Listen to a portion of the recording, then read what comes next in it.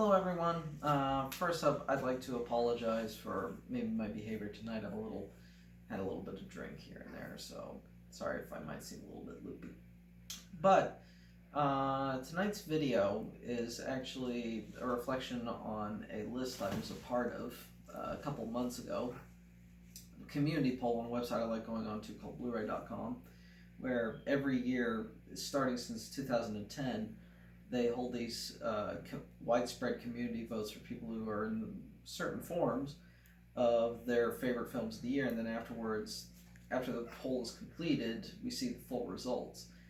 And this has been my fourth time participating in the polls. The results took longer than expected due to certain things that was going on the person who in charge of the polls, what's going on in their personal life. So. But eventually they finally came in, and a lot of the results were in typical fashion, sometimes predictable, sometimes, wait, how the hell did that wind up on there? And in some cases, some disappointing because that one movie you wanted to vote for didn't wind up on there, but oh well, it's a community vote, it's not your vote.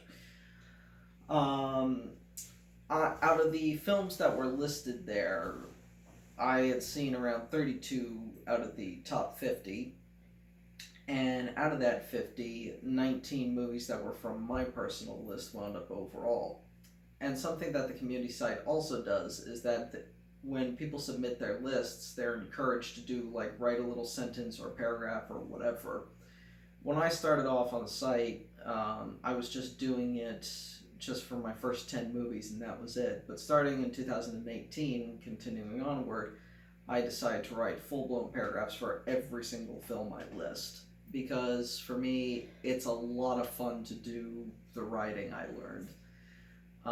This year's poll, I submitted a full 25, pretty much of just kind of films that just kind of range from whatever.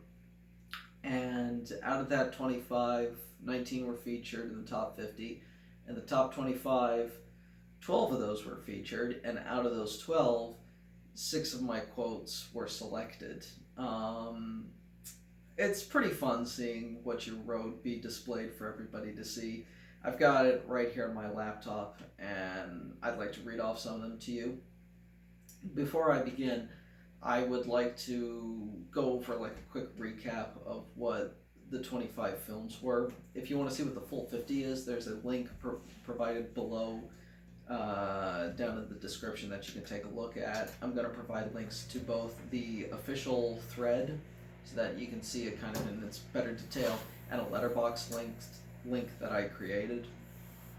That link to Letterboxd version of the list also contains a Blu-ray one, so yeah, here you go. Also contains the link to the Blu-ray site, and also page listing showing how each one was revealed. So, without further ado, the 6 films that were selected from my list were, and I've actually got 4 of them right here. They were, and I'm going to go them from bottom to top, were the following: Ready or Not, Dr. Sleep, John Wick Chapter 3, The Lighthouse, The Irishman, and Parasite. In fact, I actually have 4 of those films right here, for those curious. I don't have copies of Parasite or The Irishman, though. I hear they're getting better editions, and I think I want to wait until those become available than what's currently out right now. But to start off with, I'm going to start with my first film that I listed out of those, Ready or Not, which on my list came in at number 19, but for the community list it came just enough right in to make it into the main 25 at number 24. Here's what I wrote. Typically when I do one of these paragraphs, I start off with a quote from the film, so just bear with me. Fucking rich people! In-laws can suck. Really, really suck. And what's a worst case scenario than dealing with ones who don't like you? Why, they want to kill you, of course. Such is the case with Grace, played by Samara Weaving, nephew of the great Hugo Weaving. As soon as she joins the Le Demas family with her noble Alex, played by Mark O'Brien, as part of the family tradition, she's made to play a game. But instead of being at something like checkers or checkers or Old Maid, she's forced to participate in a particularly deadly game of hide and seek. And what follows for the next 90 minutes is some of the funniest, most gleefully playful and straight up entertaining genre thrills you would want out of a movie like this.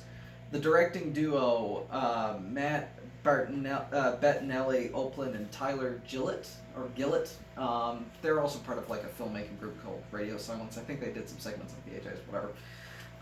Do a great balance of gore and giggles while weaving shows that talent is not far from the tree. Then, of course, there's the ending, which, if any luck, it'll go down as an all-timer for the genre. With any luck, it will. Seriously, the ending of this movie is amazing. The next film that was featured, that came in at number 19 on the community list, but it came in rather high up for me on mine at number 4, was Dr. Sleep, the Stephen King adaptation. Here's what I wrote. I've always called it The Shining. Making a sequel to one of the most legendary horror films of all time takes balls. Serious goddamn balls. And yet, somehow, it was, against all odds, director Mike Flanagan did it. Not only did he do it, but he made a pretty great movie out of it anyway. Satisfying both Stephen King himself and the Kubrick estate in this patient and unsettling adaptation of King's novel, which picks up years after the original Shining. Danny Torrance, Ewan McGregor, providing some really quiet, low-key charm with this performance. Like, it's just, he's not really showy, but it's just, has been trying to deal with the pain and trauma of the horrors of the Overlook Hotel by burying himself in drugs and alcohol. When he finally finds his footing for the first time in years, his peace is disturbed when a malicious group of vampiric shiners called the True Knot begin to target a little girl he's befriended named Abra. And in trying to confront these terrors, he must also find a way to confront the personal horrors he's dealt with all these years.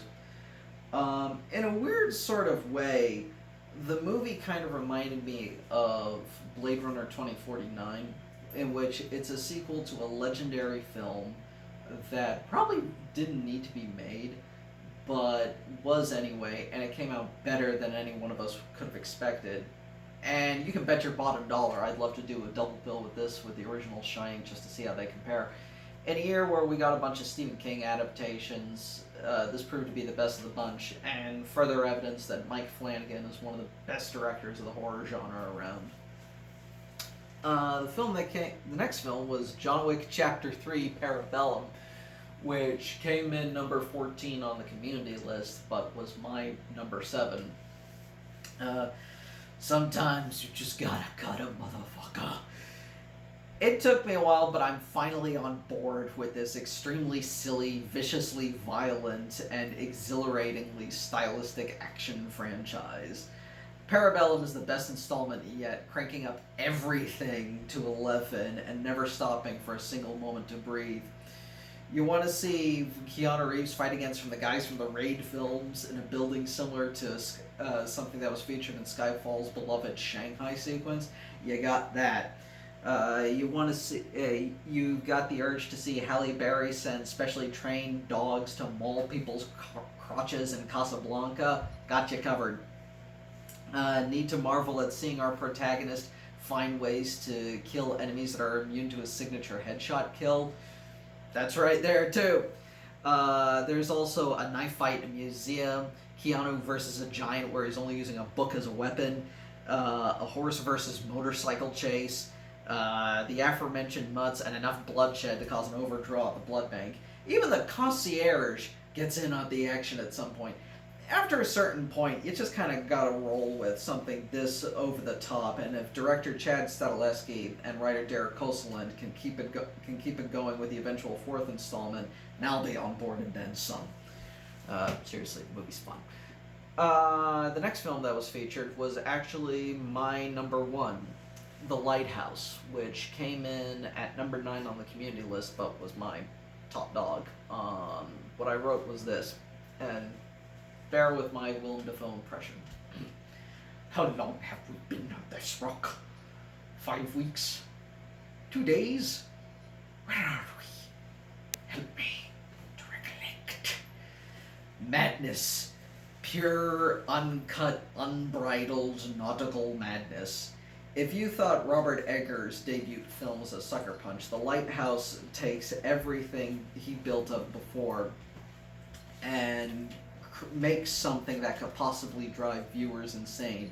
Set off the coast of Maine in the 1890s, what transpires for the next 2 hours is watching two innkeepers, played by Willem Dafoe and Robert Pattinson, pretty much lose their minds over being stuck with their abrasive behavior, being horny, farting all the time, getting drunk, arguing with how to make food, and possibly being cursed by such mythical gods such as Proteus and Poseidon.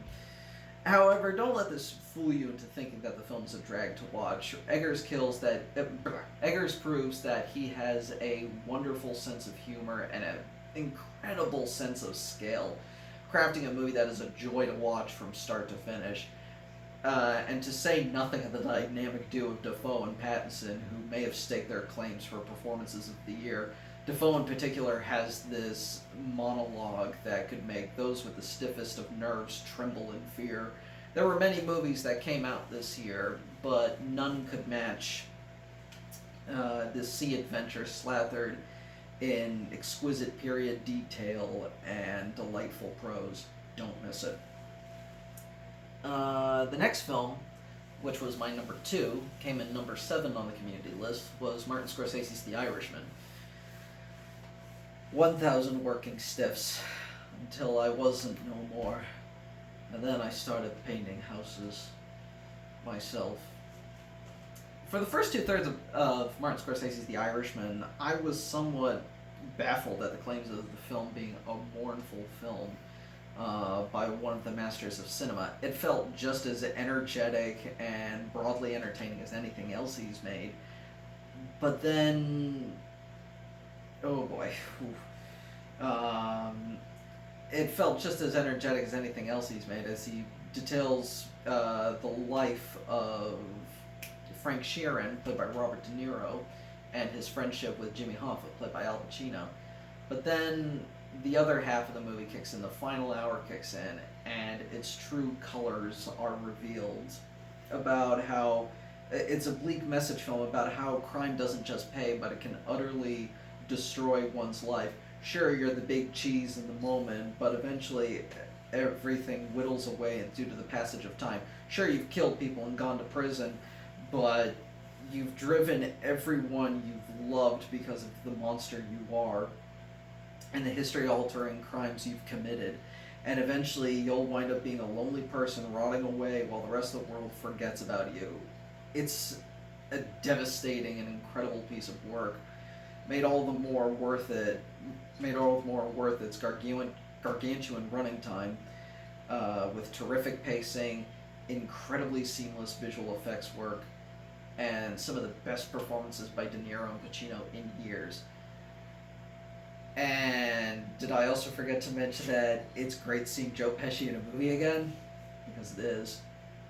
And for the final film that was featured in my list, my number 10, which came in number 1 in the community polls, and I'm not at all surprised that it came in number 1 because this was a movie that was just dominating everybody's lists, not just in the community, but also everywhere. I mean, good lord, it won Best Picture for Christ's sakes. Parasite by Bong Joon-ho. They're nice because they're rich. Every once in a while, there's a movie that has a massive amount of pre-release hype for it, whether it be from festivals, early screenings, reviews, word of mouth, or whatnot. Sometimes films can live up to the hype, while others do not. But Bong Joon-ho's Parasite most certainly does. This is a crafty, twisty thriller twisty, tightly wound, hilarious blast of a thriller as we see two different families, one poor, the Kims, and one rich, the Parks, engage in a form of covert class warfare as the former infiltrates the latter and laps it up in luxury until certain things begin to happen that I will not spoil because this is one of those movies where the less you know, the better. Because what happens is some of the most delightfully dark thrills you'll see in a movie all year with its razor sharp script and how it really plays with who you should be rooting for. Bong has always been a director I've always liked but not fully embraced, but I can definitely say that this is his best work yet. Believe the hype on this one. If you wish to see anything else, as I said, I'll provide links below. I hope you enjoyed the video, and toodaloo.